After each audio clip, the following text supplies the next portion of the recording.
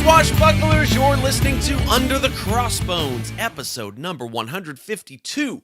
My name's Phil Johnson. I'm your host for the show each and every week. Thanks for tuning in. Thanks for telling your friends. Thanks for visiting sponsors and subscribing and sending donations and all that good stuff that you do that helps me keep the old boat afloat. Episode number 152. Fun fact about the number 152. Are you ready? This is such a useless piece of information. You're going to file this one away under the really super useless information file that you have in your brain, which means you'll probably remember it forever. In the movie You've Got Mail from 1998, the rom-com featuring Tom Hanks, I think, was in it.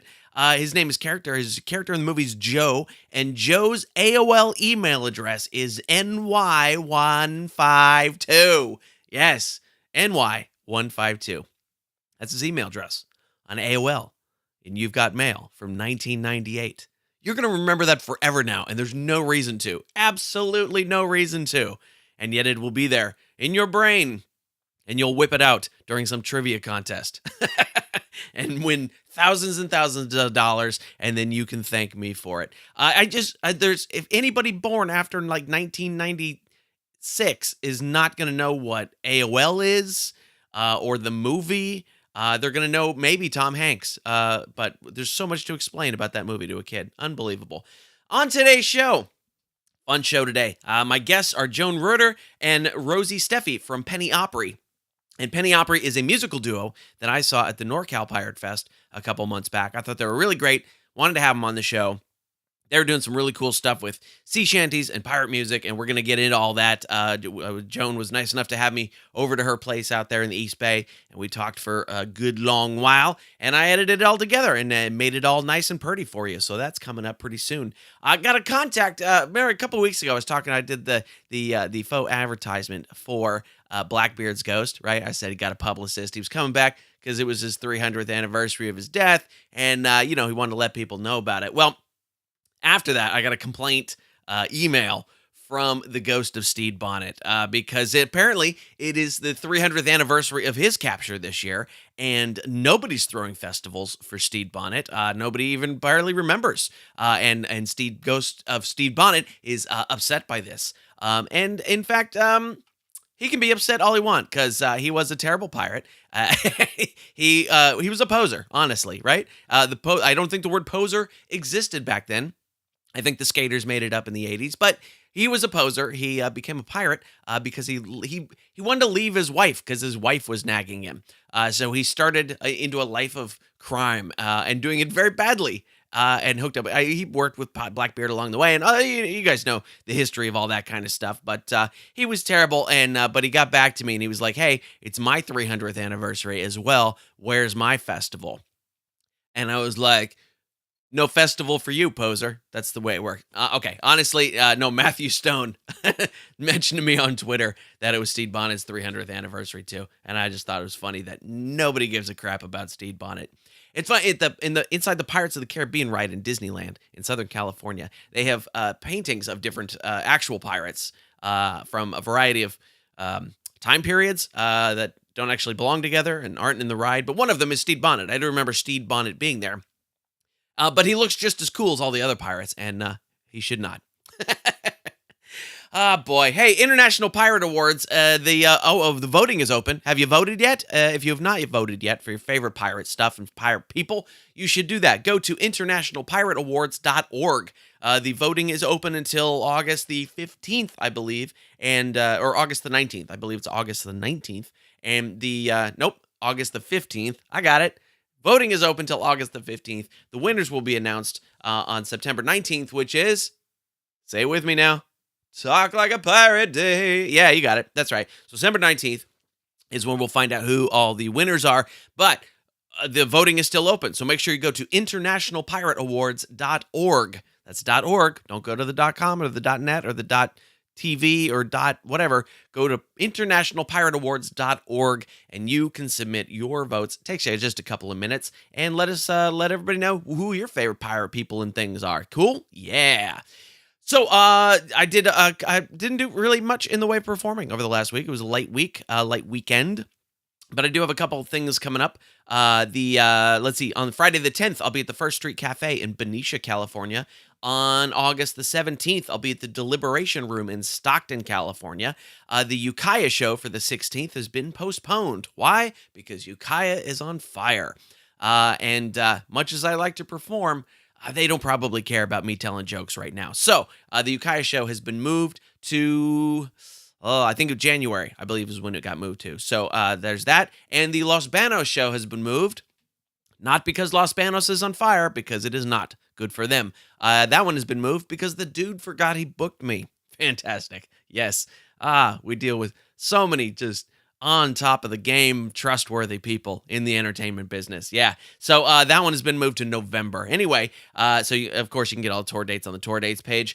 August the 29th, I'll be at Zany's in Nashville, Tennessee with Ian Harris. Ian Harris, very funny, very smart, very good show. That's going to be a fantastic show. I'm popping in there for a quick little set with him, but that is August the 29th at Zany's in Nashville. And then August the 30th, through November the 2nd, I will be at Comedy Catch in Chattanooga, Tennessee. And I will be featuring for Landry that week. And Landry, if you've not seen, is fantastic and also has a lot of hair. There's going to be so much hair on the stage after we're done with that week. They're going to need one of those pet vacuum cleaners to pick up all the hair that we're going to leave behind. If you want to get all the information for the tour dates and a bunch more, go to underthecrossbones.com, click that tour dates button. It'll take you to where that's all listed. We got stuff coming up in Michigan, Edmonton, Canada, Arizona, Nevada, Minnesota, Florida, Indiana, I think is coming up. There's a whole bunch of stuff. So if I'm not coming to you soon, I'm coming to you soon after that. Still working on the South.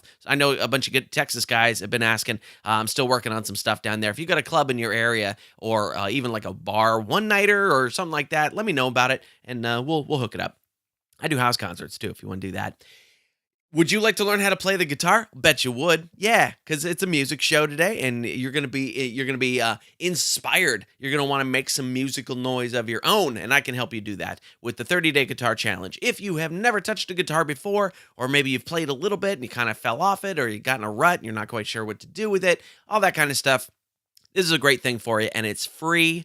It's the 30-day guitar challenge. Go to underthecrossbones.com/guitar. You will learn 3 songs in 30 days, top to bottom, inside and out, from, like I said, having never touched an instrument before. I've broken it down into super duper stupid baby steps for you, and it only takes you 10 minutes a day.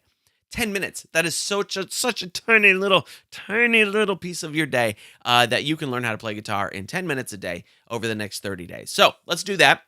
Go to underthecrossbones.com/guitar. Sign up for that. It's totally free, and you will enjoy the 30-day guitar challenge. If you're enjoying the show, come join us over on Facebook, facebook.com/underthecrossbones.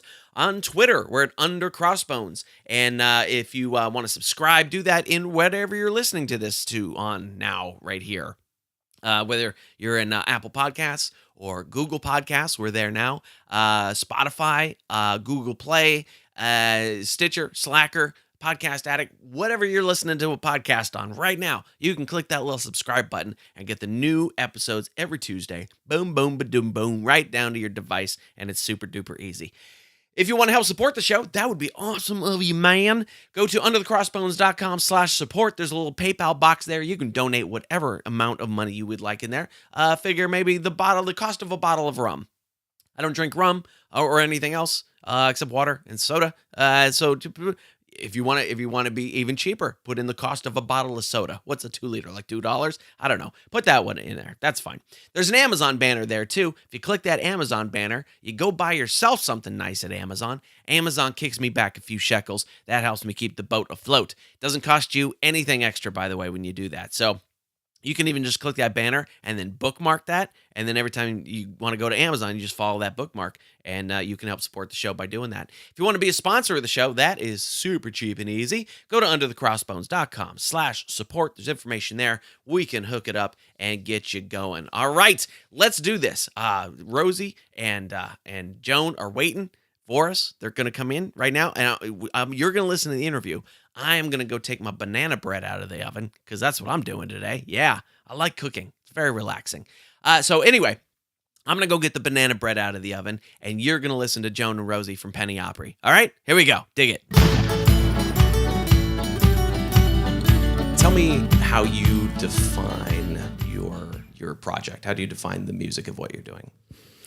This is something that we've kind of struggled with because there's a lot of different elements in our music that we mix together. I think we have a distinct sound, but I'm not exactly sure what that sound is called. Yeah, it's almost like friendship defines our music, and having played together a long time and knowing how to groove together and sing together. And then that in combination with Joan's amazing knack for picking up old stories and weaving old songs into the modern day in this seamless way. Okay. All right. So I like I said, I saw you perform at the NorCal Pirate Festival just a few weeks ago, and I managed to make it to the festival for all of an hour and a half that whole weekend before I was on my way to go do gigs that weekend as well. And so I just squeaked in where I could. And I thought that you were very unique in that, one, you weren't just decked out in pirate gear. And I was like, oh, this isn't the only thing they do. They do other things. And we tried, man. We were decked out in pirate gear. Maybe it wasn't as fancy as the rest of the pirates, but I'll rephrase that. We don't wear that stuff every day. That's exactly what I meant. Is that it didn't come off like you came off as part of the scene, but also extended, and there was a definite there was a fashion sense to what you were doing, both in the way that you were dressed and the way you were performing, and even the way your instruments look. There was a very lived-in look to your instruments, which I thought was very cool.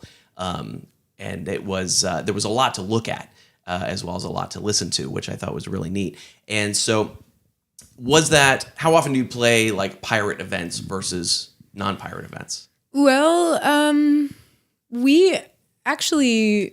We played a handful of pirate events. Okay. And then we do put a lot of pirate songs in our regular set as well. And we do a lot of sea shanties and other maritime music.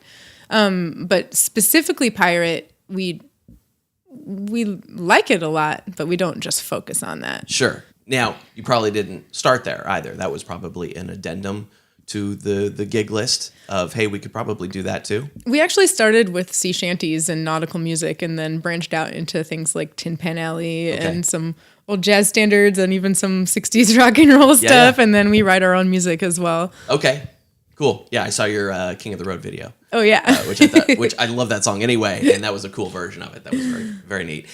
So let's go back a little bit. How does the project start? And I know you had a band before this that was the trio called Whiskey and Women, right? Yeah. Okay.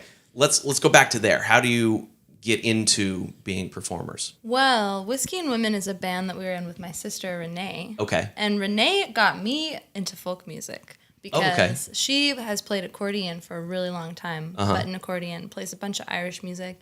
And then I got a fiddle and was trying to learn how to do double stops. She was teaching me in the park down at Lake Merritt in Oakland.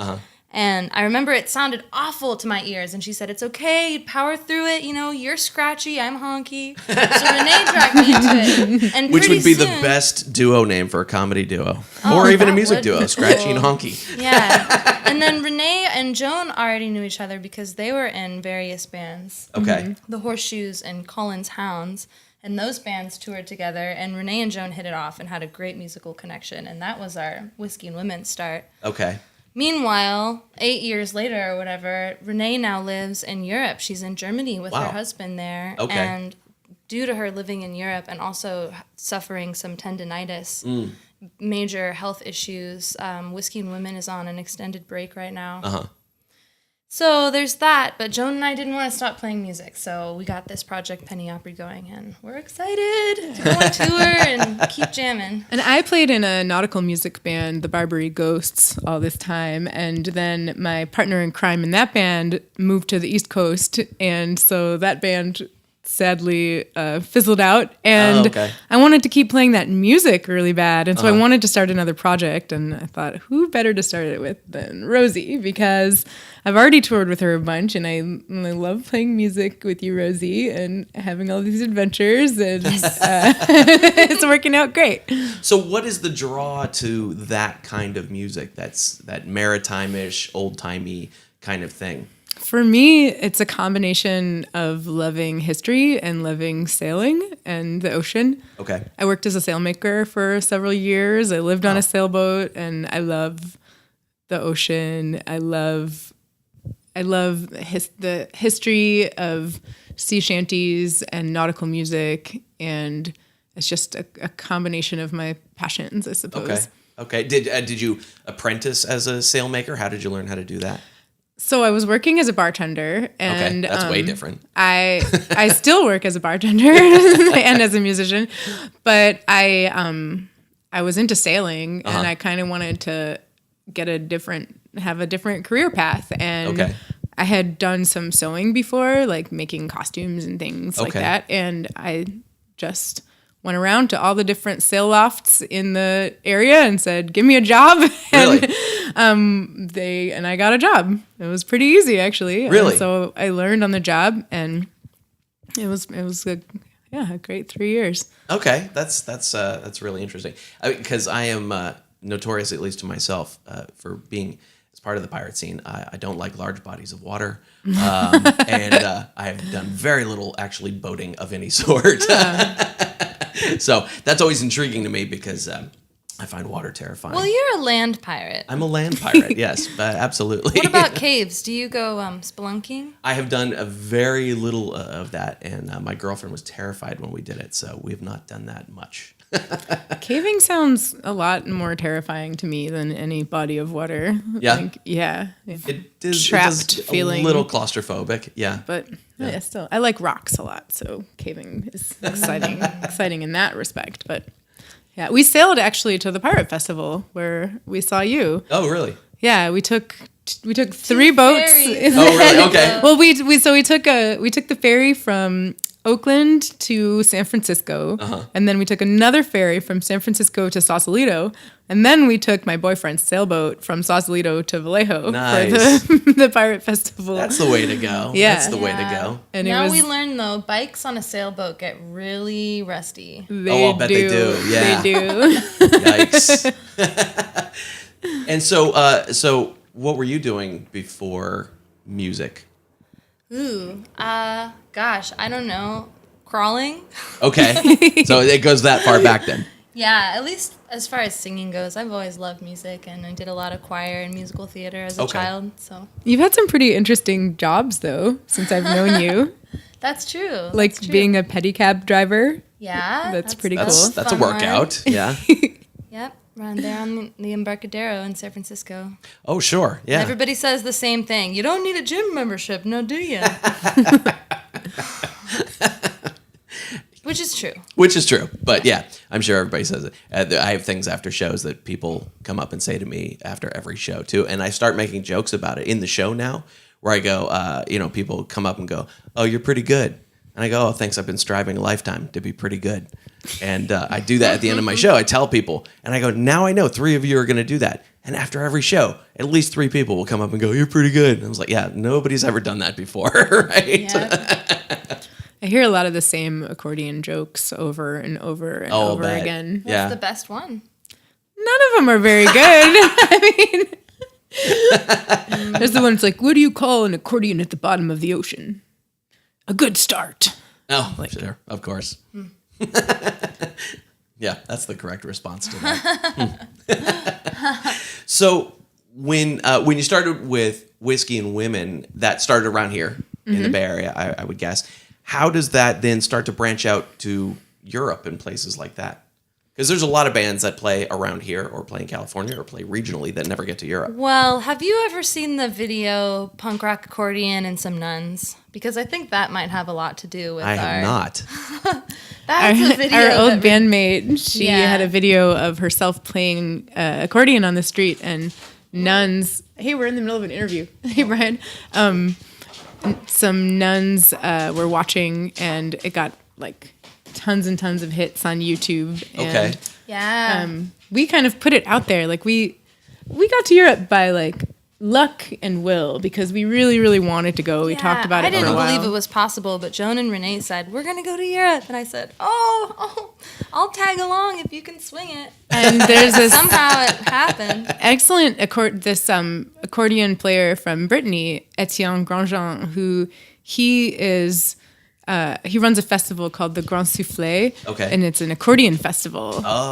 He saw Renee's video and thought, I want to bring this band here. So, so that was our first time to Europe, and we got lucky enough to play on national French radio as part of the promotion for the festival. And from that, we got heard by lots of people who invited us to play their festivals the next year, and so on. So was that radio spot was sort of a turning point then, or?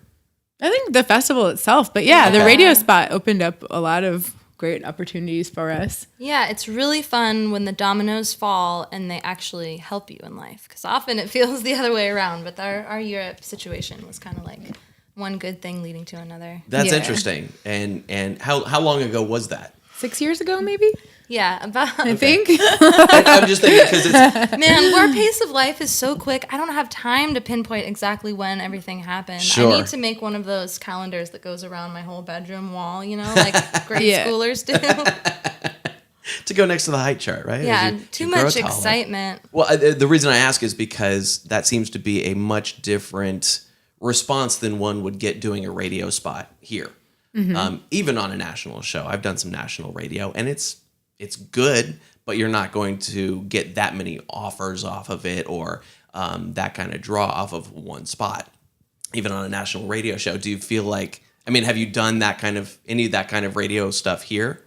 Well, I've done that, this radio show, West Coast Live, I think it's maybe nationwide, or maybe it's just regional, I'm not sure, but it's on NPR. And it was part of an Accordion Babes group and showcase. And the song that I sang on that, people keep coming up to me and saying, I heard you sing that song on the radio, and where can I hear that? Where can I get that? And I'm like, it's years later, and so that's really interesting. And we actually recorded that song for our album that's coming up. Oh, okay. So What's finally, the name of that song? It's called "Come Take a Trip in My Airship." Oh yes, okay. Yeah. I saw the YouTube video for that one. Yeah, I like that one. So maybe it's a factor of the niche market of accordion fans that you're gonna draw, a more dedicated person to that when they're paying attention to that specifically. That may be it. But that's interesting. So tell me about your upcoming tour. I saw you going to Germany and the Netherlands and things like that. Yeah, so we're going to be headed over next month, August, and we're going to be there for about 4 weeks on tour. We're playing the Bidype International Sea Song and Folk Festival in the Netherlands, and we're playing a couple of other maritime festivals as well. And then we have other gigs that are bars and clubs and theaters and things like that. We're really excited because it's our first time touring with this new band. And did you have a certain amount of juice from the previous project to be able to book that stuff? Yeah, definitely. So when you're planning something like that, do you set up are you working with one of those dates as like an anchor date and then building things around it? Exactly. So you're like, okay, we got that festival.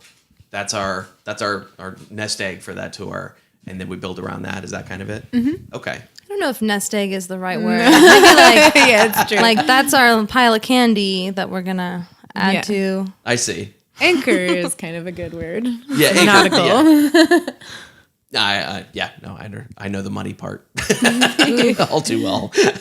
Hey, at least we get to travel. Mm-hmm. Certainly, yeah, absolutely. When we've been on tour, we've always tried to mix in a lot of crazy fun adventures along the way when we're not playing, and plan to have days off. And we've done things like slept outside next to a thousands of years old tomb in the forest in France, and we've been swimming in many, many, many different places. And yeah, we make it worth our while. Yes. Yes. Well, you got to have the experiences and things. Tell me about sleeping next to the tomb. Where was that in France? That was great. That was my idea. Next to King Arthur's forest. Okay. Yeah, in Brittany, and I went hiking in this forest with a friend during the day, and we had the day off, and I came across this tomb, and I want to spend the night here. This would be great. And then I thought, there's no way that I'm going to convince everyone into this. I'm like, they're going to say no, but I'm going to try. And then I asked, and there was no resistance at all. And they said, yes, we're down. Let's do it. And so we went back to the forest about dusk, and we slept there, and it was amazing. Interesting. Now, how actually into that idea were you, Rosie? Oh, I'm a pushover when it comes to adventure. There is no convincing necessary. So, as you were forming this new project, what kind of thought, or if any, went into differentiating yourself from the previous project, visually, musically, any of that kind of stuff? Or did you just kind of jump in and let it develop itself? Well, it's all different material, so we didn't have to think about it. Okay. Yeah, and then it's different instruments too. Like in the other band, I played the fiddle, and in this band, I play the accordion. Okay. And so my style of accordion playing is much, much different than the accordion player in our previous band, Renee. Okay. And Now, for an audience that probably couldn't differentiate between two accordion players. Oh, they could definitely differentiate. Anybody can differentiate. Yeah. Tell You'd be me, able to tell see. me a little bit about what makes your style different. Is it a rhythmic sense of feel, or is it a melodic thing, or something else?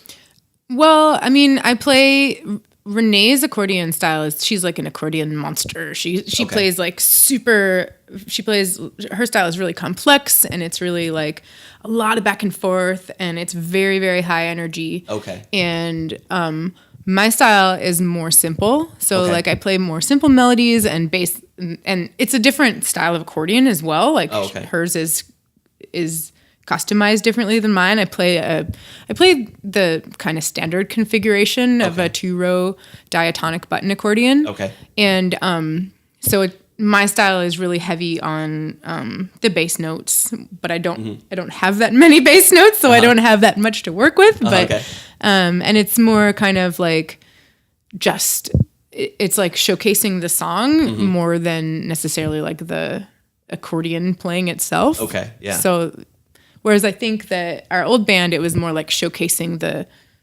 accordion style itself. Where with this one, it seems like it's more like the lyrics and the vocals are more present in what we're marketing, I guess. Okay. And I thought the vocal harmonies that you guys do are great. Really nice. Thank you. I'm a terrible harmony singer, so I was watching you in the videos, Rosie, and I'm like, so great. I wish I could be better at that. And then what I noticed about your accordion playing was that it is very rhythmic. It seemed very similar to the way that I would approach a guitar part, in that it was just the way you were accenting certain chords and things like that. I was like, there's a groove happening there that I don't often hear with accordion parts. I'm not super well versed in accordion parts, obviously, but it seemed like a very there was a solid groove there that I thought was really interesting in your playing. Yeah, well, Rosie and I have spent a lot of time solidifying our grooves, and we've worked pretty hard at it. And it's the backbone of music, and so we pay a lot of attention to how the groove sounds and how the groove feels. So that I'm glad to hear that you picked up on that. I did. And so, Rosie, how did you move into playing drums? Because I know you were doing other things before too.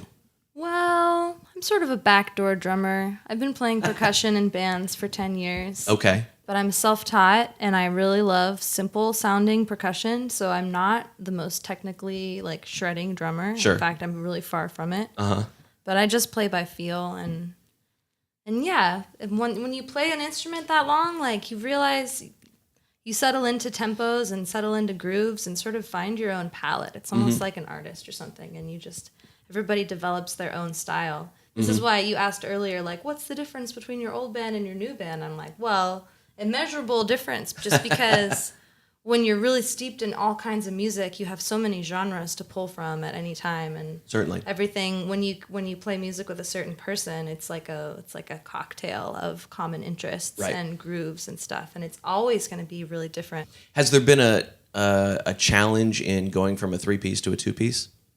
For me, yeah. Because well, I mean, I play a lot of different instruments, and starting this band, I had played accordion in other bands before, but it was either a 3-piece or a 4-piece with a guitar player and a fiddle player and sometimes a bass player.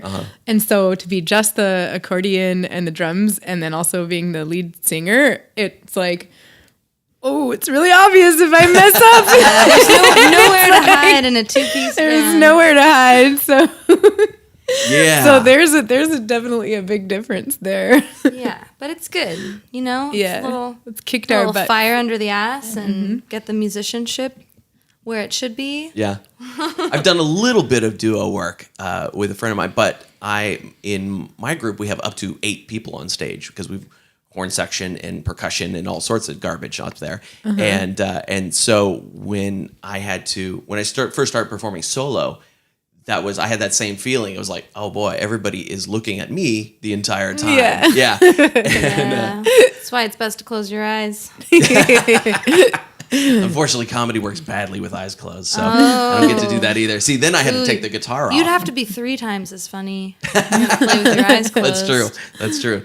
And so I thought I was thinking the other day. I was like, I don't think there's ever been like a really successful blind comic. Like we've seen blind musicians that work, That's so right? surprising. Yeah, I don't think I know of any blind comics. Research that. I mean, I can't think of any off the top of my head, but there's got to be like. There's got to be. Yeah. I have to look further, but I was just thinking of it the other day. But that came up because there is an eye contact version of that. Yeah. And so, I mean, how long?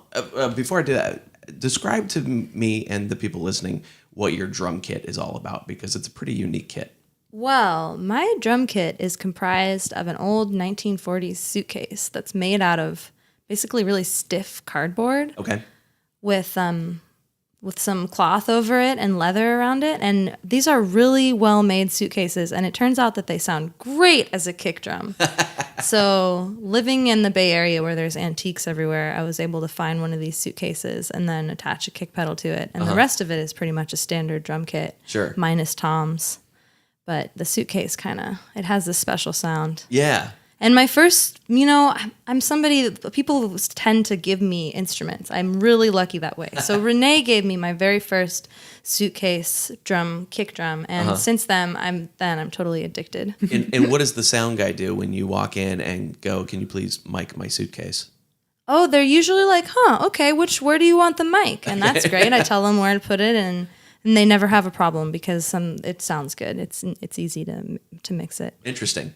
Yeah, that would have a very particular sound to it, and it's very. So were you playing standing up at the festival when I saw you, or am I imagining that? No, I was sitting down at the festival. Oh no, you were playing the tapan at the Pirate Festival. Oh, yeah. Sometimes we mix it up with the percussion. Oh, okay. And yeah, we had a different setup. Yeah, sometimes I play a big Balkan drum called a tapan, and that's a whole other story. It's like a big marching drum, but one side sounds like a snare, and the other side sounds like a kick. Now I remember. Yes, now I remember. Yeah, I thought that was really interesting too. Where did you pick that up? Oh, well, my Bulgarian boyfriend happens to play that instrument, and when you move in with somebody, you have to listen to them practice. But lucky for me, I get this osmosis of Bulgarian and Balkan music. So Interesting. now I'm a Bulgarian music addict and a tapan player. Okay. There is a definite Europeanness to the way that you approach the music. Is that just? Is that just? Interesting. I mean, is that just a factor of having played to those audiences, and is that something that was consciously put in there? It probably has to do solely with Rosie's Bulgarian boyfriend and the osmosis that's happening. I've never really intentionally thought of that. Well, what would be as opposed to American feeling, you mean? Yeah, even when you're doing from what the tracks that I listen to, even when you're doing some sort of, Americana type thing, there seemed to be sort of like an Eastern European bohemianness I'm to going to it. hypothesize that Joan has a time-traveling soul, and so her grooves are, and her musicality is sort of pre-American, if I can say so. I maybe, yeah, I like that. I think also it has to do with maybe what the modern interpretation of what Americana music sounds like, and it sounds like country music or something like that. Yeah. And I am a huge country music fan. I play country music in my other life, but there's sort of music before that, and a lot of our influences, Tin Pan Alley and early blues and early jazz, and there's a different sort of sound. It doesn't sound necessarily like American country music. Right. It's like when you listen to recordings of people talking on the radio from the 1930s, 1920s, they sound kind of British, or they have an accent that doesn't sound familiar. And I think maybe that's what you're picking up on. Yeah, that definitely could be. Just the other day I heard somebody say, Americana music is just the people who don't fit in Nashville. Yeah, it's kind of funny because the current like pop country music doesn't sound like country music at all. It sounds like pop music. Yeah. And what people are calling Americana, it sounds kind of like country music. Exactly. So it's this weird sort of terminology dysfunction. I think. Right. And it just keeps getting worse with things like bro country. Oh, and, yeah. The stuff with their... What, Baroque country? Baroque. Nice. So is the recording happening? Is there an album happening? Yes. Good question. So we just sent our first album to the printers, and Sweet. We finished everything, and we're just waiting to get it back. And we're very, very excited about it. What's it called? It's called Alluvium. Why? Alluvium.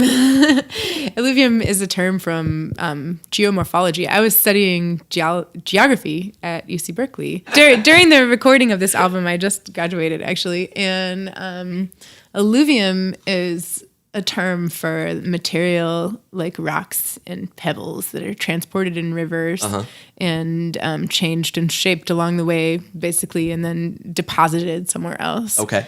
And the album... the name is kind of a metaphor for music going through the river of time. Okay. So how you take it from the source, maybe you don't even know the source, but you take it from some source, and then it changes when it goes through you, and then you pass it along and it goes somewhere else. Certainly, yeah. I like the way that makes sense. And also a lot of the songs on the album are kind of loosely based around the concept of rivers and other waterways. Like there's a song about the Erie Canal, and there's a couple of riverboat songs, and a Great Lakes sea shanty. Okay. Or a sea shanty that made it into the Great Lakes, and we did a Great Lakes version of it. Stuff like that. Was that pre-planned at all, or did it just happen to come out that way in the song choices? Yeah, it was planned. Was it? Okay. Yeah. Joan knows a lot of songs. We had a lot to pick from. And then you just get to play the groove. No, Rosie helps. Rosie adds lots and lots of musical input. And we actually have different instrumentation on the album. We have the standard accordion drum setup, but we have stuff where I played the baritone ukulele and Rosie plays the soprano ukulele, and we have some fiddle tunes and some So acapella. then when you're going in to interpret a song, how do you make that choice of what the instrumentation is going to be? Is there experimentation with, let's try it with the accordion? Nah, that doesn't work. Let's grab a ukulele or whatever it is. Yeah, we try songs on different instrument setups, actually, and they always go in a slightly different direction. It's fun. How many iterations would a song go through before you settle on, that's what we were looking for? Well, you don't have to settle on anything ever, really, because if you're going to keep playing songs, they kind of naturally evolve, and we'll say, let's play the accordion version because we need to be loud, or it's a sit-down audience, let's play the quiet version. Yeah, like for instance, one of the songs on the album is a song I wrote, Walking in the Rain, and on the album we recorded it with the two ukuleles, but we hardly ever bring the ukuleles to many of our gigs because we often travel by bicycle and we don't want to carry extra stuff and we just don't want to deal with them. And so we play that one at most shows with the accordion and drums. And it's still really fun. It sounds completely different. I'm sure. And then some of the stuff that we record on the album, we just don't play with other instruments, like some of the fiddle stuff. Just Are you multi-tracking more than 2 things onto the album that you just couldn't pull off live? We had a lot of fun doing that. yeah. That's the best part when you're making an album. It's putting the icing on the cake and all the little surprises you get to add here and there. Oh yeah. It's as if there was 4 Joans and 4 Roses playing music at the same time. All that stuff where you go, oh, we'll never be able to pull that off live. Yeah. It's okay. Yeah, I mean, we've got accordion, drums, various other percussion, 2 different ukuleles, guitar, mandolin, fiddle, and piano on the album. Nice. And we played all of them. And dustpan. And a dustpan, yeah. A dustpan. And a tambourine. Okay. Those were played tambourine by makes sense. guests. Dustpan is Yeah, we had a interesting. guest dustpan player. We did. I like that. I like that kind of stuff where it's sort of like I've played Alhambra bottles and things like that on my tracks. Kudos to the dustpan man. He knows who he is. So which song has the dustpan? Bonnie Laddie. Bonnie Heeland Laddie. It's a sea shanty that we recorded the Great Lakes version of. Okay. Yeah. Nice. That's interesting. So when does the album come out?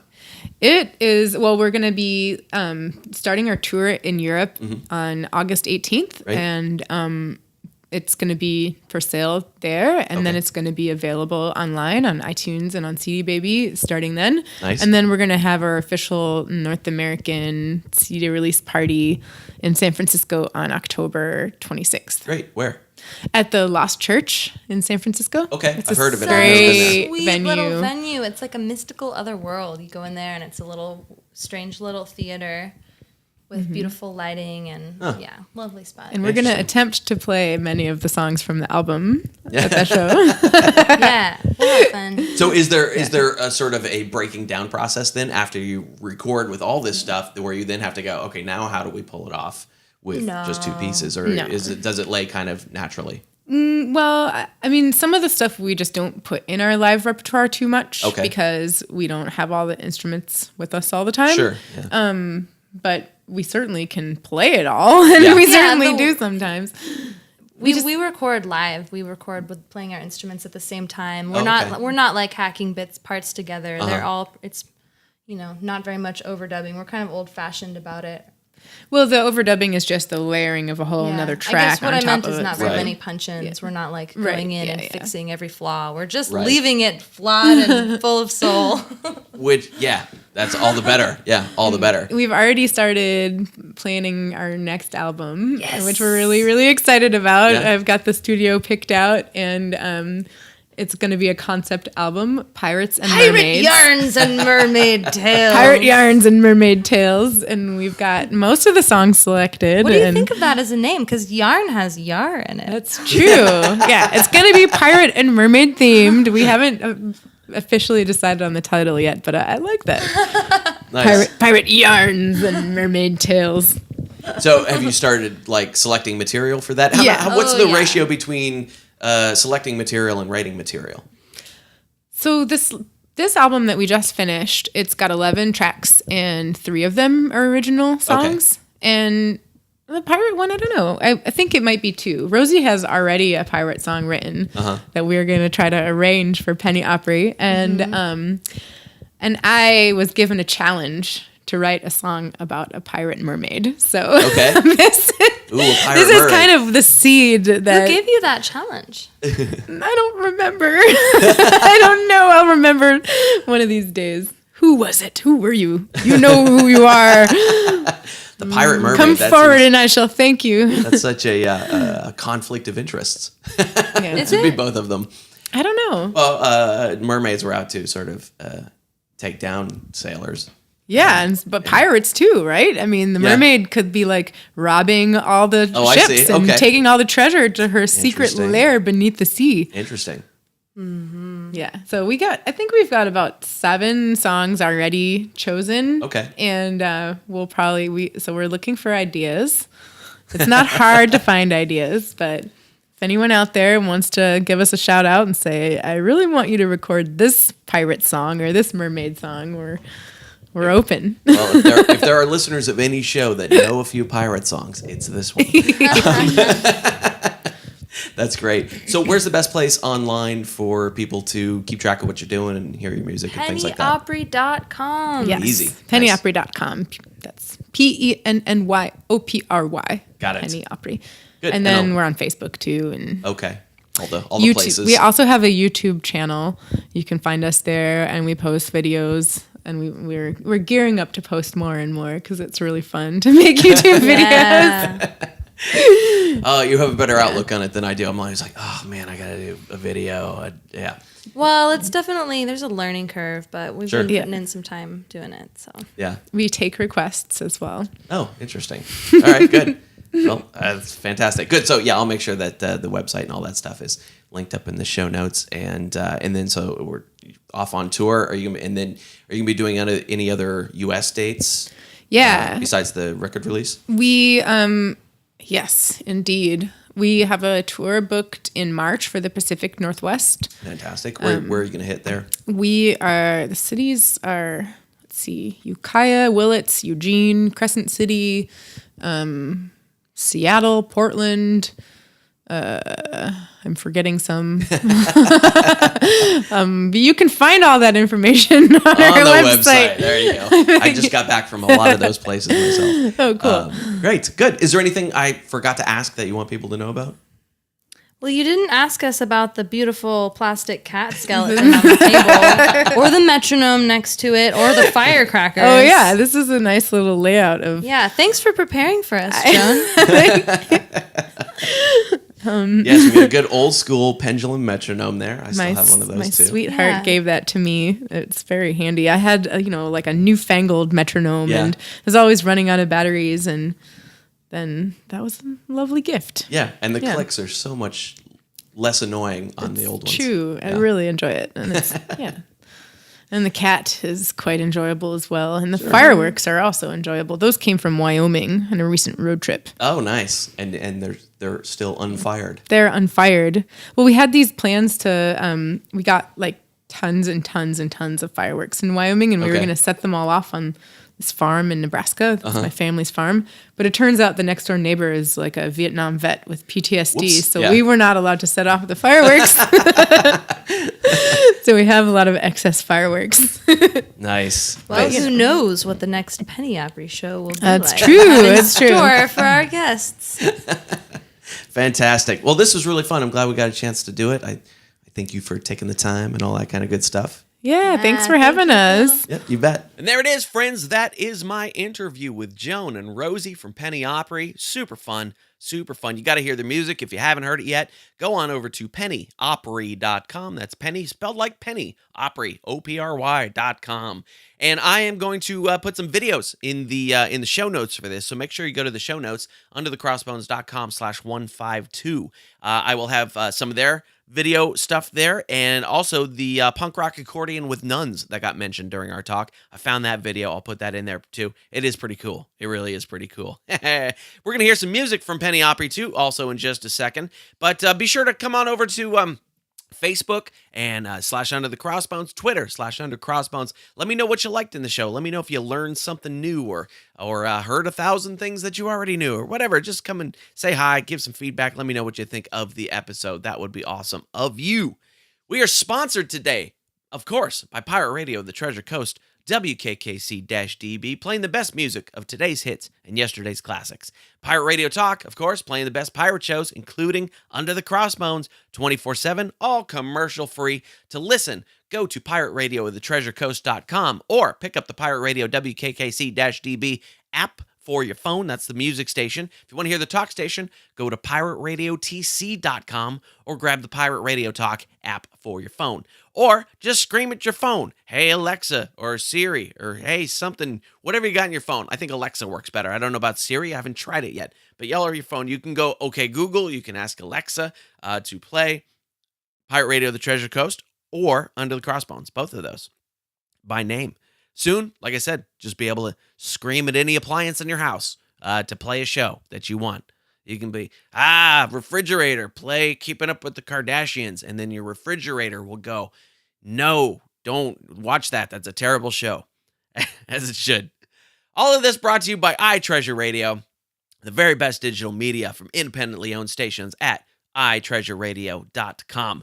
We also have I got an ebook for you. If you haven't read this one yet, Pirates of Panama or Buccaneers of America. It's out under both titles by Alexander Squemelin. This is super cool history piratey stuff. Originally published in 1678. Right there, golden age. Yeah. Alexander Squemelin was a doctor who ended up on pirate ships and wrote about his firsthand accounts of what was going on there. So, really cool book. You can get that at underthecrossbones.com. Click on the free ebook button in there, or if you're out and about and all you have is your phone, text the word pirate and your email address to 94253. Just text the word pirate and your email address to 94253. That'll kick you back a link to download it right there. Super easy. All right, we got to hear some music. Yeah, it's a music episode. We're talking to music artists. We got to hear some music. So the song I'm going to play for you is from Penny Opry's upcoming album, and this song is called Come Take a Trip in My Airship.